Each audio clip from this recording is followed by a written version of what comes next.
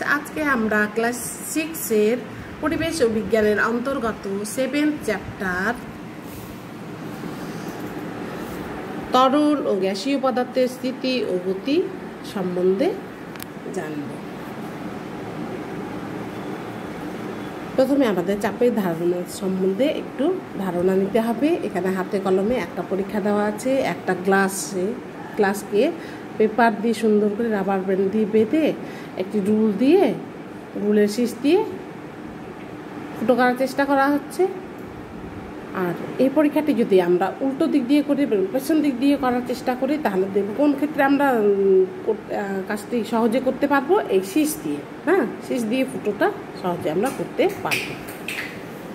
পরের পরীক্ষাটি দেখো, এখানে ইট দিয়ে করা হয়েছে। ইটকে লম্বালম্বিভাবে ফেলা হয়েছে, অর্থাৎ দেখা যাবে যে ইটটি অর্ধেক বালির মধ্যে ঢুকে গেছে। সেই ইটটিকে আবার ক্ষেত্রফল বরাবর একটু চড়াভাবে ফেলা হয়েছে।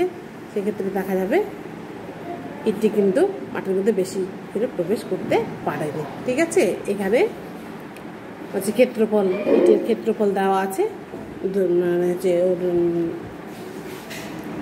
উপরের, আর হচ্ছে দৈর্ঘ্য প্রস্থের ক্ষেত্রফল দেওয়া আছে। তাহলে এখানে হিসাব করে আমরা এই প্রথম ক্ষেত্রে, দ্বিতীয় ক্ষেত্রে এভাবে পেয়ে যাচ্ছি একটা হিসাব।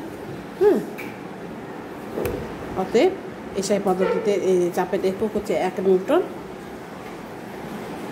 বাই 1 বর্গমিটার = 1 পাস্কাল বা 1 পাস্কাল।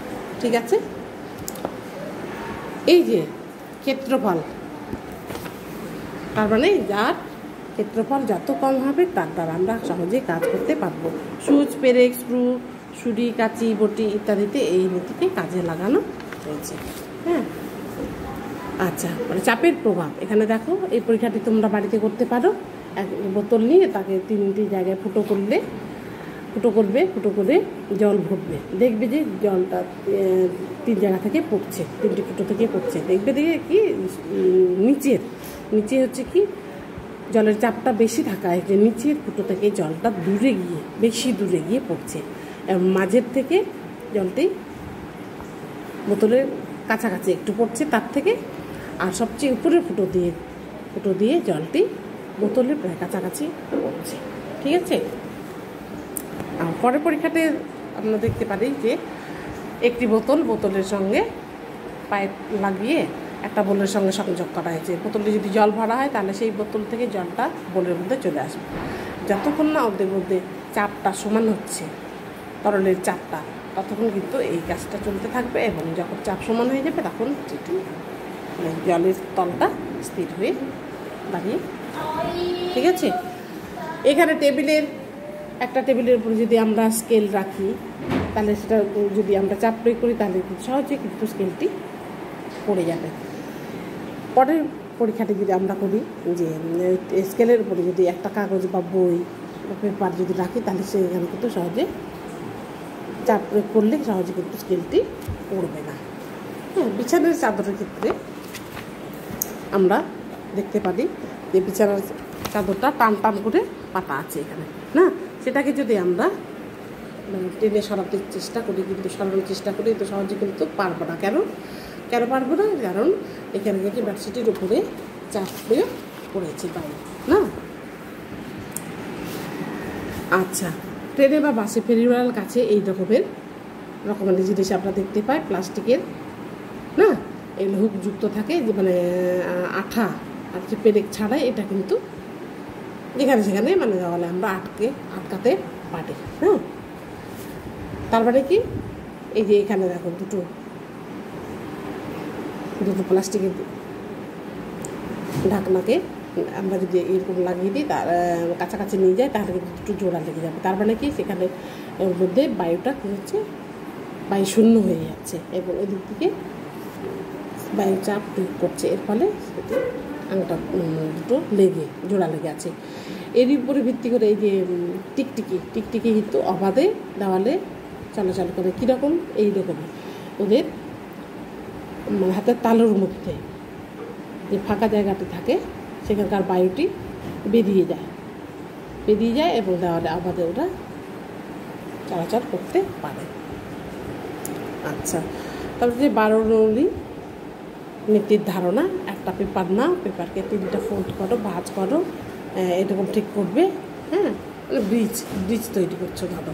হ্যাঁ, তারপরে টেবিলের উপরে রাখো, সেটিকে টেবিলের উপরে রেখে এইভাবে রেখে এখানে ফু দাও,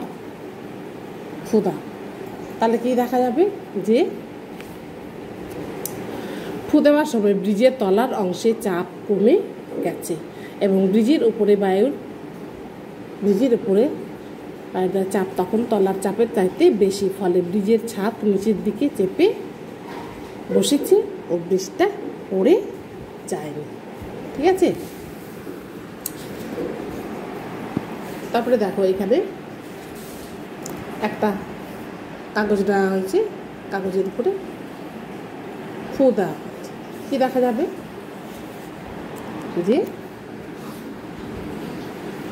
তুমি যখন কাগজের উপর জোরে ফু দিচ্ছিলে তখন ওই স্থানে গতিশীল বায়ুর চাপ কমে গেছিল, কাগজের নিচের বায়ুর চাপের তখন উপরের বায়ুর চাপের চাইতে বেশি, ফলে নিচের বায়ু কাগজের নিচ থেকে উপরের দিকে চাপ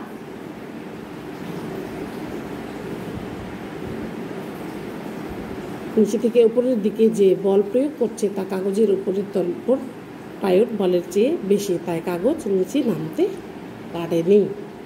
এবং যখন তুমি ফু দেওয়া বন্ধ করে দিবে তখন কিন্তু কাগজটি এইভাবে নিচের দিকে ঝুলে যাবে। ঠিক আছে,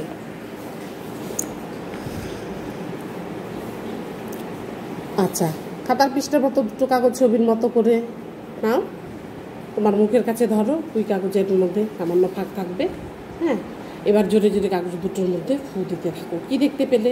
জোরে ফু দিলেই কাগজ দুটো জোড়া লেগে যাচ্ছে। কেন? ফু এর ধাক্কায় তো তাদের দূরে সরে যাওয়ার কথা।